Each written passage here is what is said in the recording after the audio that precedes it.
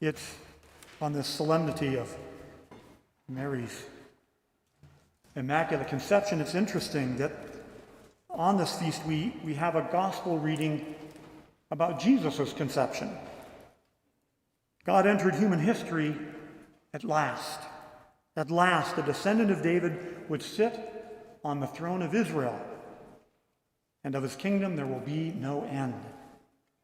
It's perhaps difficult for us to capture the joy and the sense of fulfilled expectation contained in these tidings. At last, a Savior has come.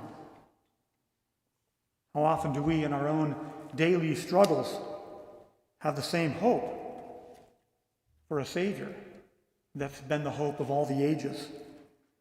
The books of the Old Testament promise this and record more than 1,000 years of waiting for it.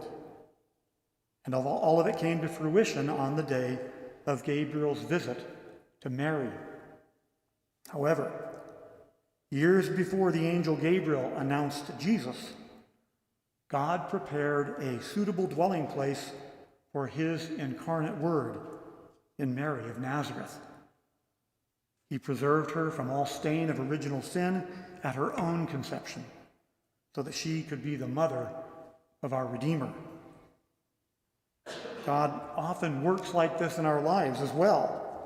Long before we ever recognize his hand at work in our lives, he has already been at it for years, preparing in our life circumstances for that moment of grace, for an answer to our prayers. Whenever we celebrate Mary, we are really celebrating what points to Jesus. And Mary is our first best example of what it means to be a disciple of Christ. Mary Immaculate is our model of the patient trust we have in God's wise providence and in his work of grace in us. It is this grace of God that we receive that is the ultimate fulfillment of all our expectations. En la fiesta de la Concepción de María, tenemos la lectura del Evangelio de la Concepción de Jesús. Dios entró por fin en la historia de la humanidad. Por fin, un descendiente de David se sentaría en el trono de Israel y su reino no tendrá fin. Es difícil captar la alegría y las expectativas cumplidas, contenidas en estas noticias. Por fin había llegado un Salvador. El Antiguo Testamento pasó 46 libros prometiendo esto y más de 1000 años esperándolo. Y todo se materializó el día de la visita de Gabriel a María.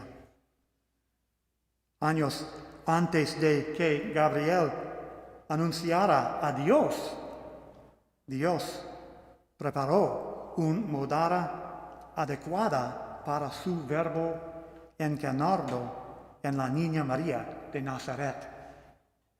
La preservó de toda mancha de pecado original para que pudiera ser la madre de nuestro Redentor. Dios a menudo también obra así en nuestra vida. Mucho antes de que reconozcamos su mano en acción, Él ya lo ha estado haciendo durante años, preparando nuestras circunstancias de vida para un momento de gracia o una respuesta a nuestras oraciones.